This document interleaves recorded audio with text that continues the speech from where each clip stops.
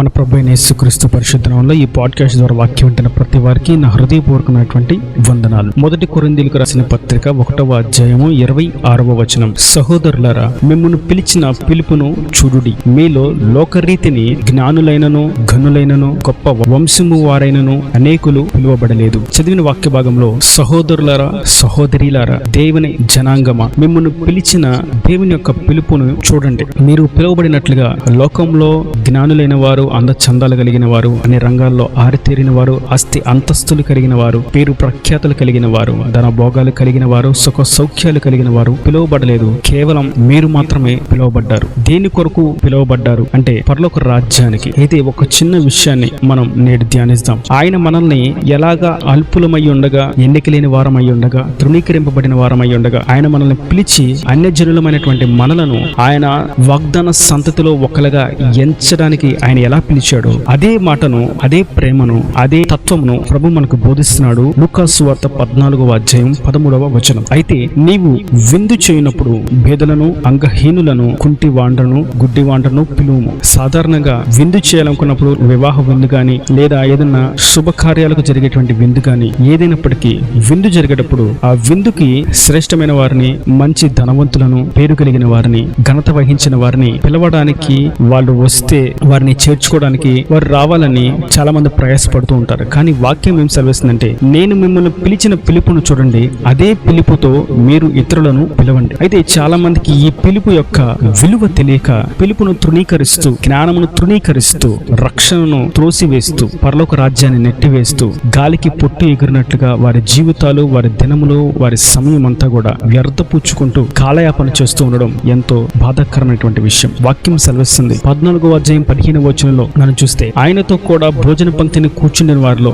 ఒకడు ఈ మాట విని దేవుని రాజ్యంలో భోజనము చేయవాడు ధన్యుడని ఆయనతో చెప్పగా, ఆయన అతనితో ఇట్లా నేను ఒక మనుషుడు గొప్ప విందు చేయించి అనేకులను పిలిచెను. విందు కాలమందు అతడు ఇప్పుడు సిద్ధమై ఉన్నది రండని పిలువబడిన వారితో చెప్పుటకు తన దాసుని పంపెను. అయితే వారందరూ ఏక మనస్సుతో నెపములు చెప్పసాగిరి. మొదటివాడు, నేను ఒక పొలము కొని ఉన్నాను, అవశ్యముగా వెళ్లి దాన్ని చూడవలెను, నన్ను క్షమింపవలనని నిన్ను వేడుకొనిచున్నాను. మరి ఒకడు, నేను 5 జతల ఎడ్లను కొని ఉన్నాను, వాటిని పరీక్షింప వెళ్ళుచున్నాను, నన్ను క్షమింపవలనని వేడుకొనుచున్నాను నేను. మరి ఒకడు, నేను ఒక స్త్రీని వివాహము చేసుకుని ఉన్నాను, అందుచేత నేను రాలేనను. ఇక్కడ చదివిన వాక్య భాగంలో చూస్తే గొప్ప గొప్ప వారిని ఆ విందుని ఏర్పాటు చేసినటువంటి వ్యక్తి పిలవడం మనం చూస్తాం. మొదటి వ్యక్తి పొలాలు కొనే వ్యక్తి, అంటే మంచి ధనవంతుడు, ఆస్తిపాస్తులు కలిగిన వాడు, కొనుగోలులో ముందుకు సాగుతున్నాడు. తన ధనాన్ని, తన వ్యాపారాన్ని, తన ఆస్తిపాస్తులను హెచ్చించుకుంటున్నాడు, ఇంకా పొందుకుంటున్నాడు, ఇంకా సంపాదించుకుంటున్నాడు, పొలాన్ని కొనుక్కున్న వ్యక్తి. కానీ ఇక్కడ మనం జాగ్రత్తగా గమనించినట్లయితే మొదటి వాడు చెప్పినటువంటి మాట, నేను ఒక పొలము కొని ఉన్నాను, అవశ్యంగా వెళ్లి దాన్ని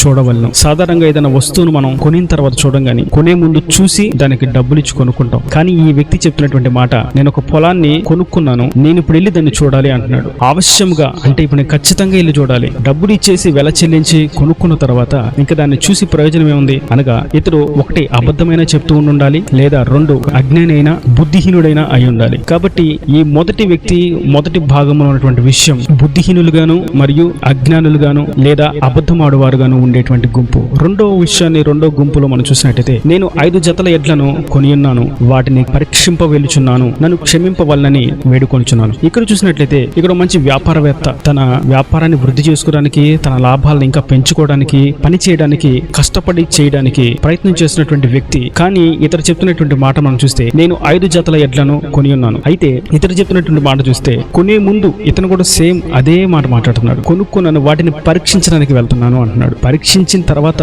కొనుక్కుంటారు, కానీ కొనుక్కున్న తర్వాత ఎవరైనా పరీక్షిస్తారా? ఇతను కూడా ఒక బుద్ధిహీనుడైనా అయి ఉండాలి మరియు అబద్ధం ఆడేటువంటి గుంపు అయినా అయి ఉండాలి. మూడో విషయాన్ని మనం చూసినట్టయితే, మరి ఒకడు, నేను ఒక స్త్రీని వివాహం చేసుకుని ఉన్నాను, అందుచేత నేను రాలేను అని అంటున్నాడు. ఇక్కడ చెప్తున్నటువంటి విషయాన్ని మనం చూసినట్టయితే, ఇతను స్త్రీని పెళ్లి చేసుకున్నాడంట, కానీ అతను మందిరానికి మాత్రం, దేవుడి చెంతకు మాత్రం, పిలువబడిన విందుకు మాత్రం రాలేడంట. కారణం ఏంటంటే, తన భార్యతో తన జీవితాన్ని కొనసాగించడానికి, ఆ శరీర సంబంధమైన సుఖభోగాలను అనుభవించడానికి సమయాన్ని వెచ్చిస్తున్నాడు. కానీ దేవుని విందులో పాలి భాగస్వాములు కావడానికి మనల్ని దేవుడు ఉన్నతమైనటువంటి పిలుపుతో పిలిచాడు అని తన భార్యని తీసుకొని రావడానికి ఇష్టపడట్లా. ఇక్కడ ఉన్నటువంటి 3 స్థితిగతుల్లో ఉన్నటువంటి వ్యక్తులను మనం గమనించినట్లయితే, కొనుక్కోవడంలో, అమ్ముకోవడంలో, సంపాదించుకోవడంలో మునిగిపోయాడు మొదటి అతిథి. రెండవ అతిథి తను చేస్తున్నటువంటి పని, వర్క్ ఈజ్ వర్షిప్. వారి వ్యాపారం, వారి ఉద్యోగం, వారి పనే వారికి దేవుడు. దాన్ని విడిచి ఎక్కడికి రారు. దేవుని పనికి, దేవుని వాక్యం నమ్ముకోవడానికి, దేవుని పరిచర్యకు, దేవుని కార్యాలను నిర్వర్తించడానికి రారు. మూడవ అతిథిని చూసినట్లయితే వివాహం చేసుకోవడానికి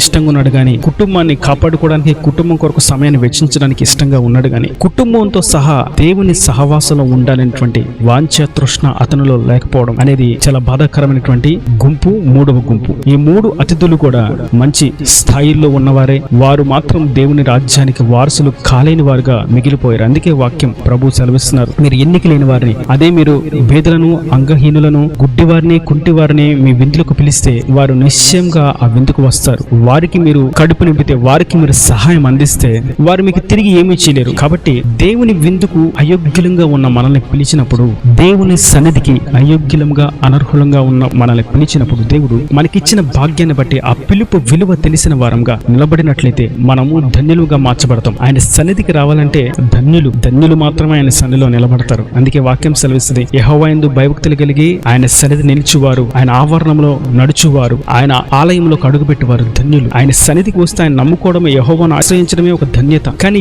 ఈ గొప్ప పేరు కలిగిన వారు, గొప్ప ఖ్యాతి కలిగిన వారు, గొప్పవారు, గనులు అని చెప్పుకుంటున్నటువంటి ఈ ముగ్గురు అతిథులు కూడా ఆ పిలుపు విలువ తెలియని వారుగా, ధన్యతను కోల్పోయిన వారుగా మనం చూస్తాం. వీరు శరీర సంబంధమైనటువంటి విషయాల మీద వాంఛ కలిగి, భూయిష్టమైనటువంటి వారుగా, శరీర క్రియలకు వారి యొక్క ప్రాణాత్మ దేహములను ప్రతిష్ఠించి పవిత్రతకు, పరిశుద్ధతకు హేయులై దూరస్తులుగా అయిపోవడం మనం ఇక్కడ చూస్తాం. ఈ మూడు సన్నివేశాలు కూడా మనకేం గుర్తు చేస్తాయి అంటే, మరొక విషయాన్ని గుర్తు చేస్తాను. ఆ దినమున సొదొమ గొమొర్రా దినముల్లో జరిగినట్లే, ఆ దినమున నోవాహు దినముల్లో జరిగినట్లే జరుగుతాయి అని చెప్పినట్లే సత్యం. వారు పొలాలు కొనుక్కోవడానికి, అమ్ముకోవడానికి వెళ్తారు. వారు తమ సంపాదన కొరకే ప్రయాసపడతారు. వారు కడిపే వారి దేవుడు. మరియు వారు పెళ్లిళ్ళు చేసుకోవడానికి, పెళ్లిళ్ళకి ఇవ్వడానికి, సంతోషకరమైనటువంటి క్రియలు, శుభకార్యాలు జరుపుకోవడానికి, బంధుమిత్రులు కలవడానికే వాళ్ళు ప్రయాసపడుతుంటారు. ఇటువంటి పరిస్థితులు జరుగుతూ ఉండగా దేవుడు ఆకస్మికంగా వస్తాడు, అకస్మాత్తుగా ఆయన వస్తాడు. నోవాహు దినముల్లో వచ్చినటువంటి జలప్రలయం కూడా వారు ఇదే స్థితిలో ఉండగా ఉన్న పాటన వర్షం పడడం ప్రారంభించబడింది. ఆ ఓడలోకి ఎక్కిన ఆ కొద్ది మంది రక్షణలోకి నడిపించబడ్డారు. ఎన్నికలేని వారుగా ఉన్న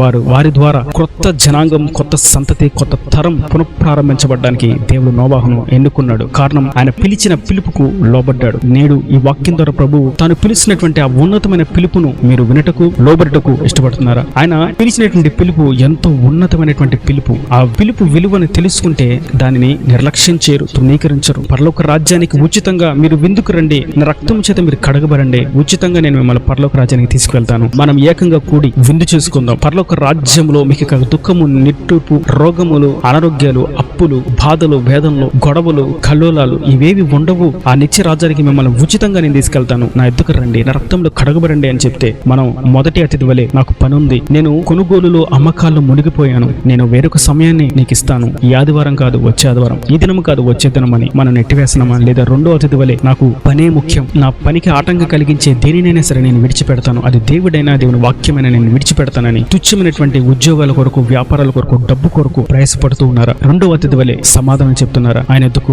రండి. ఆయన పిలుపు విలువను ఎరిగిన వారుగా ఆయన ఎద్దుకు వస్తే ఉన్నతమైనటువంటి శిఖరాలను ఎక్కిస్తాడు, ఆత్మీయ లోతుల్లోకి నడిపిస్తాడు. ఆయన ఎద్దుకు వస్తే అనేకులు మీ చెట్టు నీడన నివసించినట్లుగా ఆయన చేస్తాడు, మీ ద్వారా అనేకులు బ్రతుకున్నట్లుగా చేస్తాడు. మరియు మూడో అతిథి తాను వివాహం చేసుకోవడానికి, కుటుంబంతో కలిసి సమయాన్ని గడపడానికి సమయాన్ని వెచ్చిస్తున్నాడు. ఆదివారం వస్తే, దేవుని మందిరానికి వెళ్ళాలనేటువంటి సమయం వస్తే, సంతోషంగా బయటకు వెళ్ళాలి, షాపింగ్ వెళ్ళాలి, షికార్లకు వెళ్ళాలని తిరుగుతున్నాడు. కానీ కుటుంబంతో సహా ఒక గంట సేపు దేవుని సన్నిధిలో గడుపుదాం, కలిసి కుటుంబ ప్రార్థన చేద్దాం, ప్రతిరోజు దేవుని సన్నిధిలో కుటుంబంగా ప్రార్థన చేద్దాం, స్తుతి చేద్దాం, కీర్తన పాడదాం అనేటువంటి ఆలోచన ఈ వ్యక్తికి, ఈ అతిథికి లేనే లేదు. అటువంటి గుంపులో ఉన్నారా? దేవుని కొరకు తన భార్యనైనను, తన బిడ్డలనైనను, తన తల్లిదండ్రులను అయినను, తన సంపాదనైనను, ఆస్తి పాస్తులైనను విడిచిపెట్టని వాడు నా రాజ్యానికి వారసుడు కాడు అని ప్రభు సెలవిస్తున్నాడు. కానీ ఈ వ్యక్తి ఉన్నతమైనటువంటి దేవుని రాజ్యంలో స్థానానికి ఉచితంగా పిలుస్తుంటే, పిలుపు విలువని ఎరుగని వాడుగా నాకు భార్య ఉంది అని తోసిపుచ్చుకుంటున్నాడు. కనుక నేను వాక్యం అంటే మీతోను మనందరితో ప్రభు సెలవిస్తున్నటువంటి మాట, నేను ఉచితంగా మీకు ఇచ్చిన దాన్ని మీరు పొందుకోవడానికి నా ఎద్దుకు రండి, మనం మధురమైనటువంటి గోష్ఠి చేయుదము, నాతో పాటు నా రాజ్యంలో క్రొత్తదైనటువంటి ద్రాక్షారసాన్ని తాగేటువంటి స్థానాన్ని, యోగ్యతను, అర్హతను మీకు ఇస్తాను, నిత్య జీవాన్ని మీకు ఇస్తాను, పరలోక రాజ్యానికి చేరుస్తాను, మరణము లేనటువంటి శాశ్వతమైనటువంటి జీవితాన్ని మీకు ఇస్తానని ప్రభు సెలవిస్తుండగా ఆయన పిలుపుకు లోబడదాం, ఆయన పిలుపుకు విలువనిస్తాం. ఆ విలువలో మనం విలువ కలిగిన వారముగా, ఘనమైన వారముగా మార్చబడదాం, పరలోక రాజ్యానికి వారసులమవుదాం. ఇలా దేవుని మాటలు పెడితే మన హృదయంలో నిరుకట్టి ఫలింపు చేయను గాక. ఆమేన్. God bless you. తలల మంచి కన్నుల మూసేటైతే మీ కొరకు చిన్న ప్రార్థన. ప్రేమ స్వరూపీకరణ కటాక్షం వెళ్తుంది. నా ప్రభు వాక్యాన్ని ప్రత్యేక బిడ్డను జ్ఞాపకం చేసుకుంటూ ఆశీర్వదించండి. నిజమే తండ్రి, నీవు ఉచితంగా అతిథులుగా పిలుస్తుంటే నీ పిలుపు విలువని ఎరగని వారంగా ఉన్నామేమో ప్రభా, దయచేసి క్షమించండి. అనేకులు అతిథులుగా ఘనమైన వారుగా పేరు కలిగిన వారుగా ఉన్నప్పటికీ వారిని నీ సన్నిధికి రావడానికి వారు అబద్ధాలు చెప్తూ బుద్ధిహీనులుగా ఉంటూ నీ ఎద్దు నుండి దూరం అయిపోతున్న వారు ఉన్నారని మాకు తెలియచేసినందుకు నీకు స్తోత్రం తండ్రి. అట్టి స్థితిలో అటువంటి గుంపులో ఈ వాక్యం అన్న వారు ఎవరు ఉండక నీ పిలుపు విలువకు తల వంచి ప్రతిష్ఠించుకున్నట్లుగా నీ రాజ్యానికి వారసున్నట్లుగా ప్రతి విషయాన్ని నీ కొరకు ప్రక్కన పెట్టి ముందుకు సాగునట్లుగా అందరిని దీవించి వాటిని పచేసి అక్కడ వాటిని సిద్ధపరచమని యేసు పరిశుద్ధ ప్రార్థించి వేడుకుంటున్నాను తండ్రి. ఆమేన్ ఆమేన్.